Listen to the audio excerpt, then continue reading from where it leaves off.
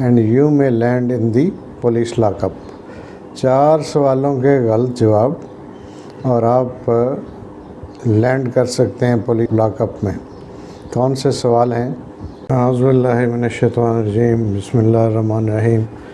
رب اشرح لی صدری ویسر لی امری واحلل عقدۃ من لسانی یفقہوا قولی. 4 کویسچن اینڈ جواب غلط، آنسر ان اپروپریٹ یا incorrect, not satisfactory and you may land in the police lock up. 4 سوالوں کے غلط جواب اور آپ لینڈ کر سکتے ہیں پولیس لاک اپ میں. کون سے سوال ہیں؟ کہاں سے آ رہے ہو، کہاں جا رہے ہو، کہاں رہتے ہو اور کیا کرتے ہو. یہ وہ سوال ہیں کہ جو ایک پولیس افسر آپ سے کرتا ہے، جو راستے میں آپ کو چیک کرتا ہے کسی ناکے پہ یا کسی رینڈم چیکنگ، پولیس چیکنگ کے دوران. تو یہ وہ سوال ہیں جو آپ سے پوچھے جاتے ہیں عام طور پہ، اور اگر اس کے جواب آپ کے پاس نہیں ہیں تو you may end up in the police lock up. میں ایک لفظ میں کیوں استعمال کر رہا ہوں؟ اس لیے کہ اگر آپ عام آدمی ہیں، سفید پوش ہیں اور middle class, lower middle class سے آپ کا تعلق ہے، تو پھر آپ کو یہ غلطی نہیں کرنی چاہیے. اور ایکسیپشنز ہیں ان لوگوں کے لیے جن کا کوئی جو اپر کلاس ہے، ان سے کسی سے تعلق ہے، کسی کا کوئی وزیر ہے، کسی کا کوئی مشیر ہے، کوئی پارلیمنٹیرین ہے، بیوروکریٹ ہے، کوئی اعلیٰ پولیس افسر ہے، کوئی ملٹری اسٹیبلشمنٹ سے کسی کا تعلق ہے، تو پھر تو وہ اسی وقت اپنا بتائے گا اور اسے پروٹوکول کے ساتھ رخصت کر دیا جائے گا. اگر آپ آرڈنری شخص ہیں تو پھر یہ آپ کے لیے مشکل ہے to face this question and then you have to face the consequences as well.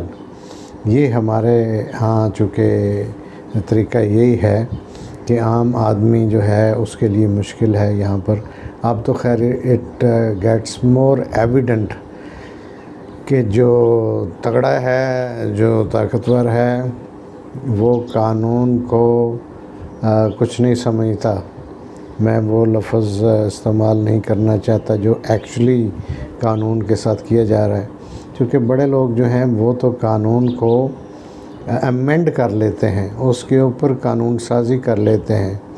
یہ جو ہمارے نمائندے ہیں جن کو سو کالڈ سمجھا جاتا ہے کہ یہ ہمارے نمائندے ہیں اور جو ہماری نمائندگی کرنے کے لیے اسمبلیوں میں جاتے ہیں، وہاں بیٹھتے ہیں، لیکن آپ اگر جائزہ لیں اور ریسرچ کریں تو آپ کو پتہ چلے گا کہ یہ جو قانون سازی ہوتی ہے، یہ موسٹلی قانون سازی وہ ہے جو ہمارے یہ جو وڈیرے ہیں، یہ جو بڑے لوگ ہیں، یہ جو اشرافیہ ہے، جو ان کو چاہیے ہوتی ہے یا ان کو سوٹ کرتی ہے، تو یہ اس کے لیے قانون امینڈ کر لیتے ہیں، اس کے لیے یہ کانسٹیٹیوشن کو امینڈ کر لیتے ہیں.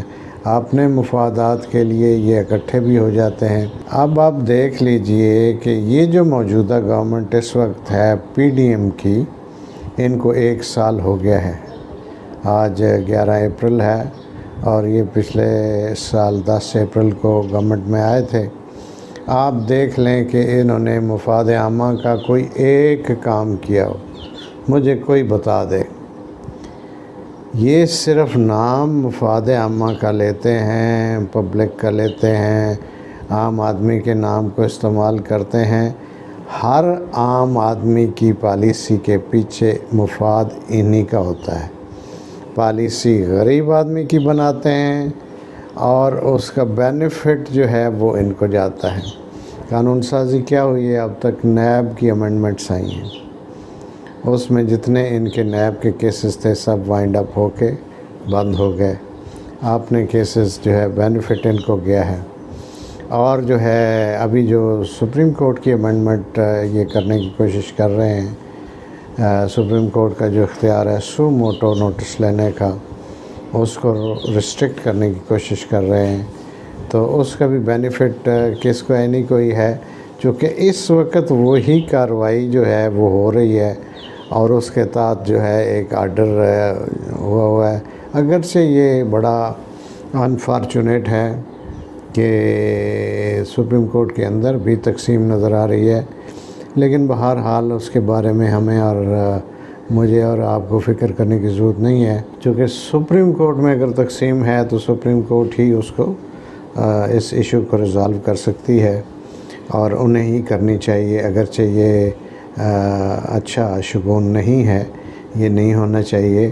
ملک کی اعلیٰ عدالت میں واضح تقسیم دیکھی جا رہی ہے جو بالکل سوٹ نہیں کرتی نہ اس ملک کو، نہ عام آدمی کو، نہ اس میں دوسرے جو طبقے ہیں ڈیفرنٹ کلاسز، نہ ان میں سے کسی کو سوٹ کرتی ہے.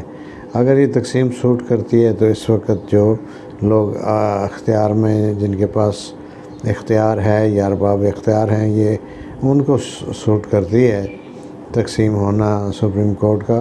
عام آدمی کو تو یہ بالکل سوٹ نہیں کرتی، چونکہ اس پہلے ہی ایک عام محرر جو ہے وہ قابو نہیں آتا تھا. عدالت کا حکم اس کو جا کے دکھاتے تھے تو وہ اس کی اپنی ہی تشریح کرتا تھا، اس کی انٹرپریٹیشن اس کی اپنی ہوتی تھی.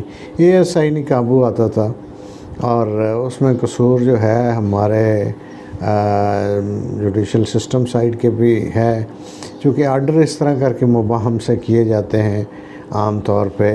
اس میں ممکن ہے کوئی مصلحت ہوتی ہو، لیکن اس کا امپیکٹ یہ ہوا کہ وہ جو احکامات ہوتے ہیں، جو کورٹ کے آرڈرز ہوتے ہیں، ان کے اوپر جو ہے اب متعلقہ ادارے آپ نے دیکھا کہ وہ کوئی ٹس سے مس نہیں ہوتے اور بڑے آرام سے ان کو وائلیٹ کر لیتے ہیں اور ان کی اپنی تشریح کر لیتے ہیں.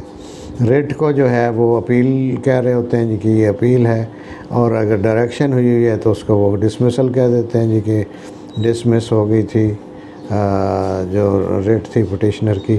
حالانکہ اس میں ڈائریکشن ہوئی ہوتی ہے، وہ ڈسپوز آف ہوئی ہوتی ہے. ڈسپوز آف کو ڈسمس بنا دیتے ہیں اور ڈائریکشن کو ریجیکشن بنا دیتے ہیں. تو اپنی مرضی کی تشریح کرتے ہیں. اس کی وجہ سے پہلے ہی جو عمل درآمد ہوتا تھا، اگر کسی کو کوئی آرڈر کسی کے حق میں ہو بھی جاتا تھا کورٹ سے کسی بھی سٹیج پر، تو عمل درآمد کم ہی ہوتا تھا، اس کے لیے پرسو کرنا پڑتا تھا. آپ کو پتہ ہے عمل درآمد کی درخواستیں ہم دیتے ہیں، کمپلائنس اپلیکیشنز فائل کرنی پڑتی ہیں، اور پھر بھی جو ہے مطلب پارشل جو ہے بعض اوقات امپلیمنٹ آرڈر ہوتا ہے، بعض اوقات نہیں ہوتا.